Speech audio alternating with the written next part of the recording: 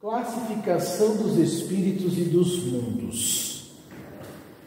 Allan Kardec, lá em O Livro dos Espíritos, procurou fazer essa classificação. Inclusive por quê? Nós vamos conversar com quem? Na reunião mediúnica? Com os espíritos. Então a preocupação de Allan Kardec foi: é interessante nós sabermos com o que e com quem nós vamos conversar. E temos como base uma classificação para analisarmos o conteúdo que os espíritos trazem. Então, essa classificação consiste no quê?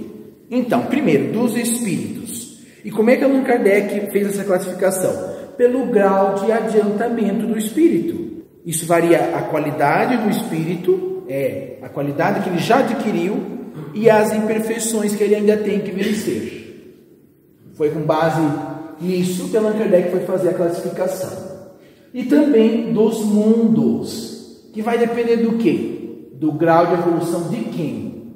Dos habitantes. Então, desses espíritos. Nós não comentamos muito, o nosso planeta, o nosso mundo vai passar para a regeneração. Mas vai passar se os habitantes mudarem, porque senão... Mas Allan Kardec deixa claro que essa classificação não é absoluta.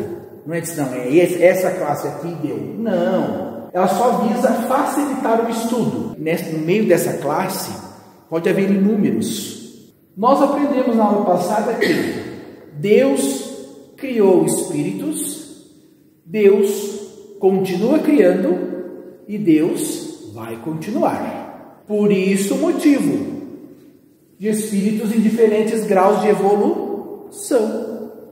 E os espíritos vão progredir, ou rápido ou devagar, conforme se aplicam.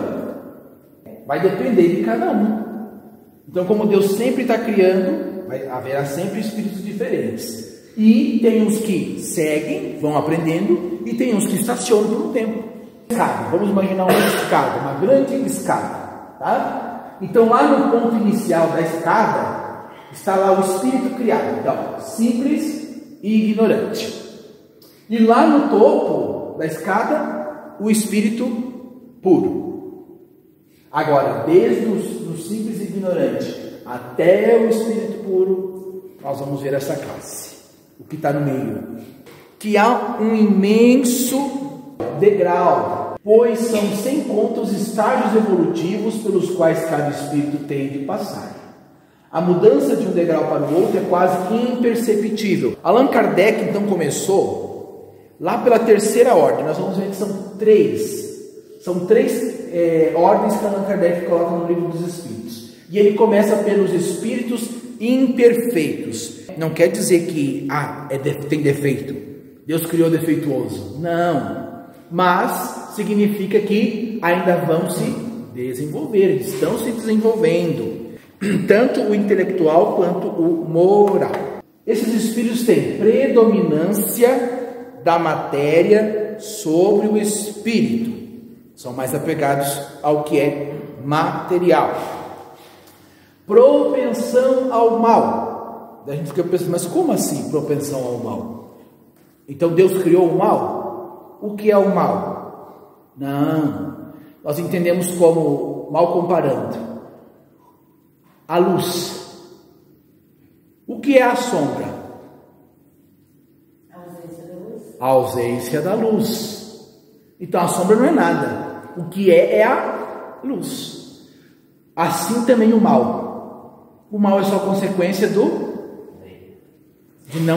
a ausência do bem. Deus criou o bem. Mas se não faz o bem, e aí como é que fica, né? Então esses espíritos têm propensão, então quer dizer, inclinação, tem facilidade para acabar fazendo mal. E claro, ainda são espíritos na ignorância, no orgulho, no egoísmo, as variadas paixões, pouco conhecimento das coisas espirituais. Tem uns, inclusive, que acreditam que os sofrimentos vão ser eternos. Não tem pessoas assim? Hoje, porque nós estamos procurando aprender e estudar. Mas será que nós lá no passado também não era assim? E quantas pessoas ainda estão assim? Allan Kardec dividiu em 5 classes. Então ele começou lá pela 10ª, tá? Ele começou de baixo para cima, porque não é assim a evolução? Então foi assim que ele separou lá no Livro dos Espíritos. Então, a 10ª classe, espíritos impuros. São espíritos que são inclinados ao mal e que praticam esse mal por prazer. Não gostam do bem. São viciosos, são sensuais, alguns cruéis, desleais, hipócritas, ambiciosos, avarentos. E a da 9ª classe, espíritos levianos, ó, vai subindo. Já não são maus. Não são maus como aqueles ali de cima.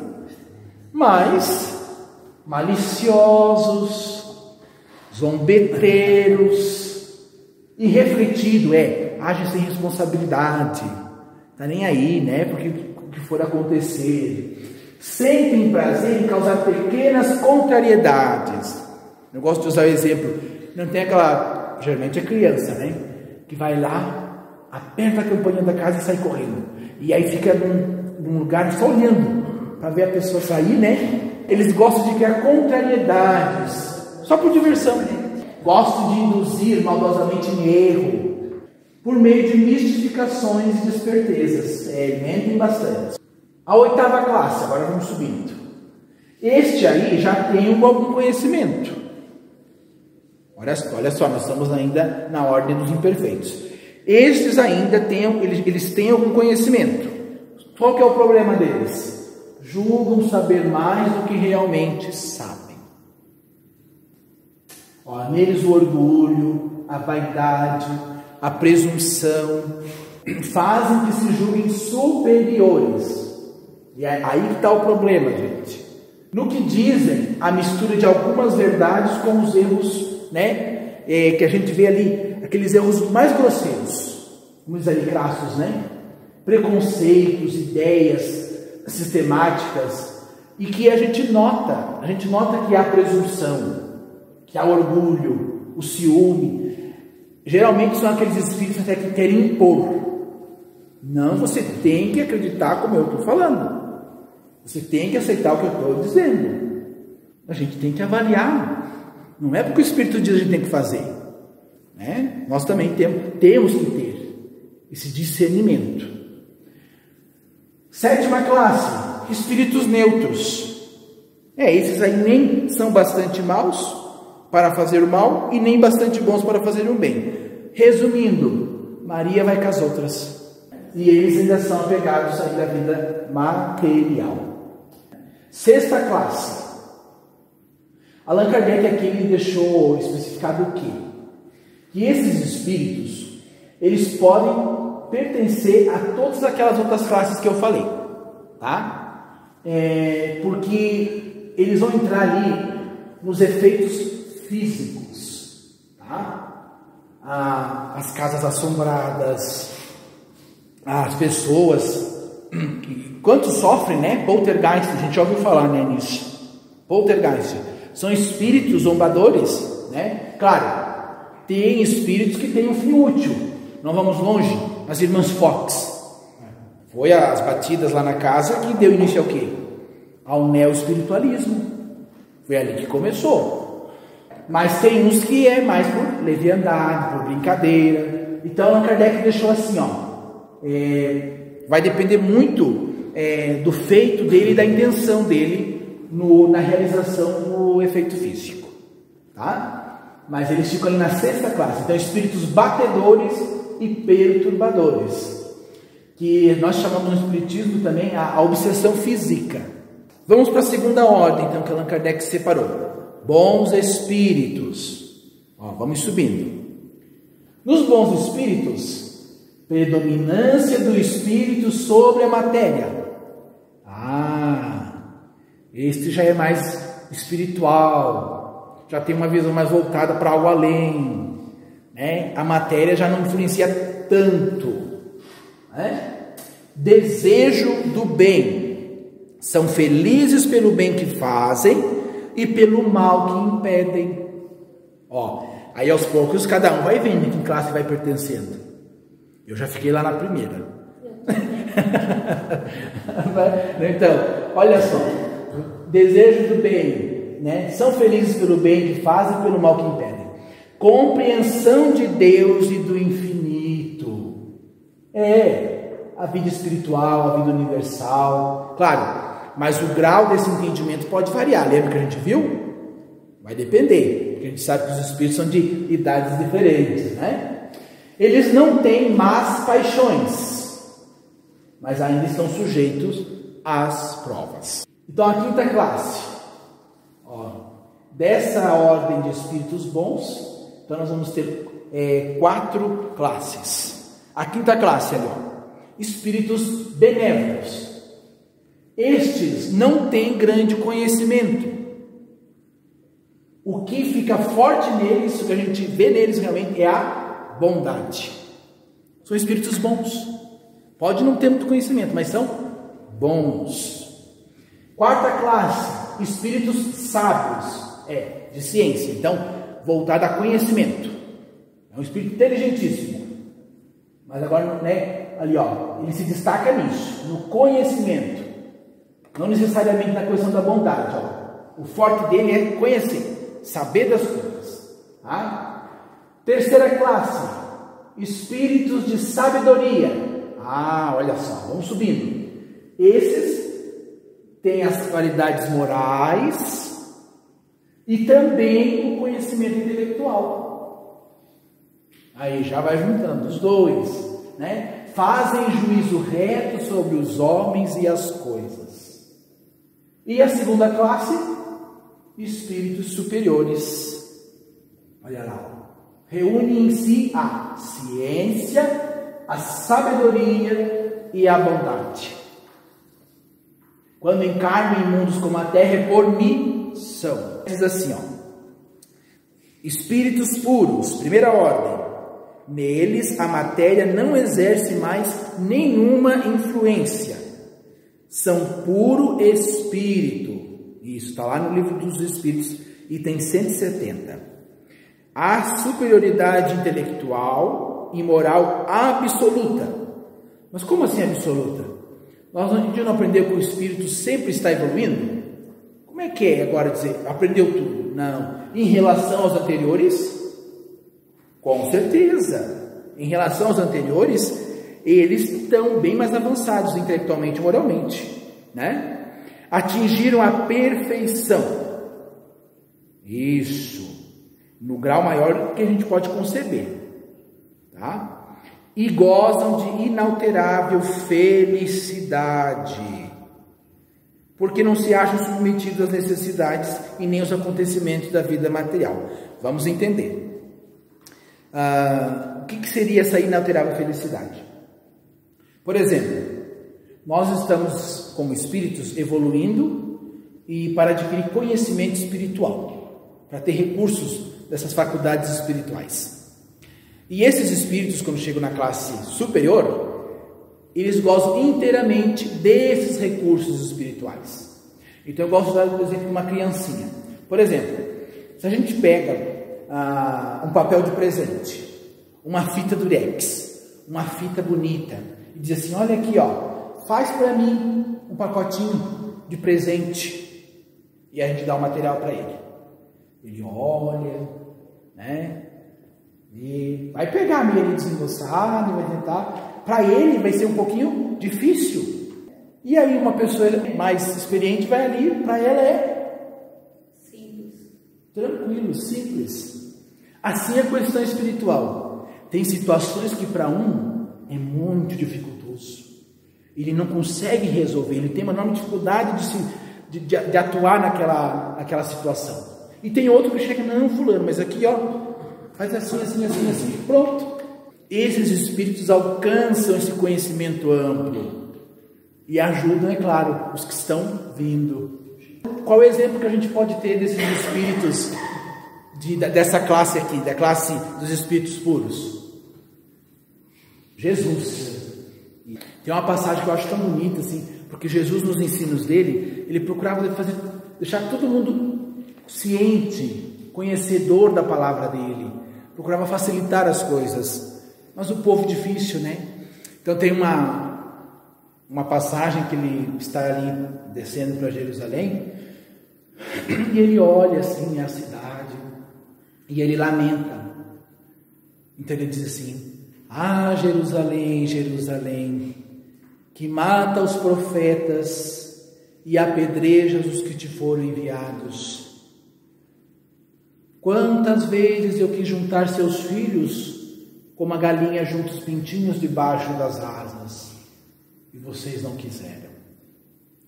Olha só, a dor moral que Jesus sentiu, porque ele já estava próximo de ele ser capturado e pego, né? Então ele lamentou por aquelas pessoas que ainda não haviam entendido a sua mensagem.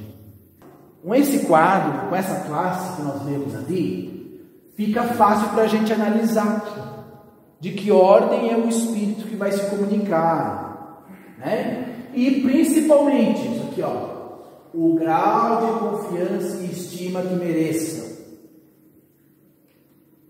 Jesus dizia: conhece-se a árvore pelo fruto. Então nós vamos conhecer o Espírito quando tivermos as reuniões, pelo que ele vai falar. Isso, vem o Espiritismo para orientar ao quê?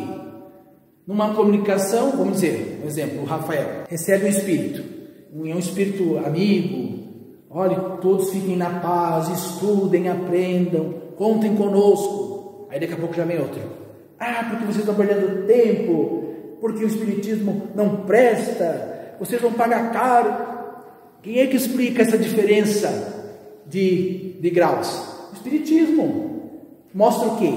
Espírito é gente, e o grau de evolução não é o mesmo. Os espíritos, porém, não ficam pertencendo exclusivamente a tal ou tal classe, como eu falei, né? É só um modelo para a gente se basear, sendo sempre gradual o progresso deles, e muitas vezes mais acentuado num sentido do que no outro. Isso aqui é importante, ó. E vamos dizer assim, ó, eu posso ser bom, mas eu ainda tenho um pouco de orgulho. E aí? Então não tem. E agora? Fica onde? Espírito imperfeito ou espíritos bons? E agora onde fica? Então essa escada que eu falei, ela é imensa, gente. Ela é imensa. Então esse quadro da Allan Kardec é só uma base para a gente entender. Tá? Pode acontecer que muitos reúnem em si os caracteres de várias categorias. Sim. O que seus atos e linguagem tornam possível apreciar-se.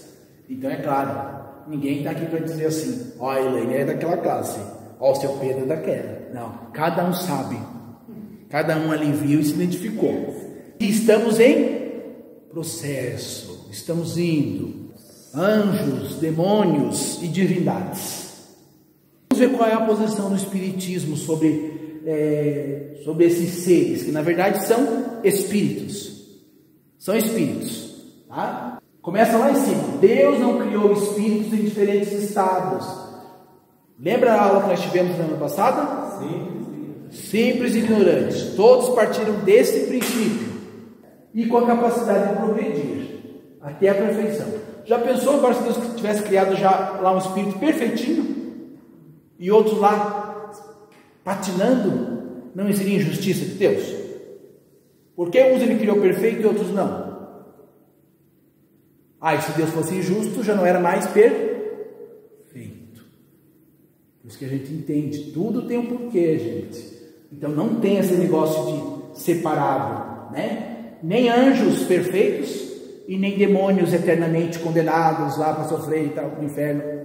Mas ante a manifestação dos espíritos, revelando os mais diferentes graus de evolução, os homens acreditaram que os espíritos muito bons ou muito maus tinham sido sempre assim, e era uma criação à parte. Era o quê? A ignorância. O Espírito falou tão bem da minha vida, me aconselhou. Era um anjo. Aquele Espírito, eu vou te levar para o inferno. Era o demônio. Por quê? Porque não tinha esse conhecimento, né? Os espíritos puros, que já percorreram toda a escala evolutiva, foram às vezes designados pelos nomes de anjos, arcanjos, ou serafins. E os bons espíritos têm sido chamados de bons gênios, gênios protetores, espíritos do bem. Tanto os espíritos puros como os bons espíritos foram considerados em época de ignorância divindades benfazejas. Nós vamos ver muito isso lá no Antigo Testamento. Deus ficou irado e mandou a peste lá. Será que era Deus? Muitas daquelas pessoas lá no tempo antes de Jesus, inclusive, eles eram politeístas. Eles acreditavam em vários deuses, cultuavam vários deuses. Aí veio a partir de Abraão. A aliança de Abraão consiste no quê? Do Deus único. Não tem deuses, é só um. E dele provém os espíritos. Por isso que eles consideram, né, o povo eleito, porque eles que firmaram essa aliança, né? Então nós vamos ver lá no Antigo Testamento que tem passagens que diz que era Deus mandou, Deus se irou, Deus ficou triste. Deus está suscetível a essas emoções que as nossas emoções aqui? Não, porque se tivesse, já não era Deus, teria que evoluir. Não, se tem que evoluir, já não é perfeito. Vocês entendem? Então nós vamos ver que muitas daquelas manifestações que inclusive intitulavam Deus, não era Deus, eram só espíritos. Mas o povo não conseguia separar. Os espíritos muito imperfeitos foram chamados de demônios, maus gênios, espíritos do mal, e até considerados como divindades maléficas. Entretanto, embora atualmente ainda estejam voltados para a prática do mal, esses espíritos também evoluirão. Estão no mal agora, mas a partir do momento que quiserem mudar, é o destino de todos nós evoluir. Então eles também vão passar pelos degraus da escala evolutiva, atingindo finalmente a perfeição. Por isso que o compromisso do Espiritismo não é só com uma pessoa que vem procurar a casa espírita, porque eles enchem a boca para dizer: tire essa coisa de mim. Tem uma coisa comigo. Mas a gente vai perguntar: mas o que você faz da vida? Como é que é o teu dia a dia? Quais são os teus atos? A gente tem pena até do espírito que acompanha. Porque é verdade. Porque aquilo ali é só consequência do ato da pessoa. Antes, olha lá, primitivamente, tanto a palavra anjo porque anjo do latim quer dizer angelus, que significa mensageiro. Um espírito mensageiro. Não tem aquela: e o anjo anunciou a Maria, e ela concebeu, não é? Isso. Um espírito mensageiro, né? Então significava o quê? Um ser espiritual, um espírito, né? Podia ser bom ou mal, né? Também tem aquela questão do demônio. Falavam, né? O demônio, o mau gênio. Sócrates, inclusive, falava: meu daimon. E ele dizia: meu daimon, meu demônio, me aconselha, inclusive me instrui para algumas coisas que eu vou fazer que vai ser errado, e ele me chama a atenção. Era um ser espiritual. Santíssima Trindade. Não estamos aqui para falar mal e criticar nenhuma religião. Mas como tem pessoas que muitas vêm do catolicismo, é interessante a gente explicar à luz da doutrina espírita, né? A Santíssima Trindade para nós espíritas, né, significa o quê? Essa integração, essa junção entre quem? Deus, o Criador, o Pai. É dele que provém as coisas. Jesus não é Deus. Jesus é criatura de Deus. É interessante a gente ter isso bem forte, gente, né? Nada contra quem acredita, mas assim, vamos pensar com lógica. Se Deus é a causa suprema, a causa primeira, né, de todas as coisas, é o que coordena o universo e tal, Deus sai de lá para encarnar. Como é que ficaria o universo? Como é que ficariam as coisas? Não. Nós entendemos que Jesus é aquele espírito daquela classe. Tanto que tem livros que comentam que quando iniciou a terra aqui, o nosso mundo, Jesus já era um espírito evoluído. Aonde será que ele aprendeu? Os outros mundos já. Outros mundos. Nós não vimos que Deus sempre está criando? É isso. Né? Então Jesus é um puro espírito. Olha só. Não é Deus. É criado por Deus. Quanto nós. É como se nós fôssemos os irmãos mais novos de Jesus. E o Espírito Santo? O Espírito Santo não seria nada mais que o conjunto desses espíritos puros e que trabalham no universo como ministros de Deus, instrumentos da justiça e misericórdia, né? Como também os bons espíritos. Para nós é assim, nós não temos na doutrina espírita a Santíssima Trindade, mas se algum dia perguntarem para vocês qual é a nossa visão, agora vocês têm, tá bom? Por que nós, não é que feita a oração da Ave Maria? Santa Maria, Mãe de Jesus. Nós não temos essa crença de Jesus, Deus. E para finalizar, os mundos habitados. Incontáveis são os mundos que existem no universo, e muitos deles também são habitados como a terra, pois Deus não faz coisa alguma inútil. E Jesus disse: há muitas moradas na casa de meu Pai. Tanto no universo, olha lá, ó, nós estamos aqui, ó. Será que é só aqui que tem vida? É povoado, sim, com certeza, né? Essa passagem que ele fala, há muitas moradas na casa do meu Pai, serve tanto para esses mundos, esses outros mundos, quanto também para o plano espiritual, né? Nós sabemos que no plano espiritual também tem. Só que o que a doutrina espírita esclarece? A constituição física desses outros mundos não é igual, é diferente da nossa, né? Então é claro que vai ser diferente também a organização de quem? De quem habita lá, né? Até às vezes tem estudos que dizem que acharam vida em outros lugares, outros dizem que não. Por quê?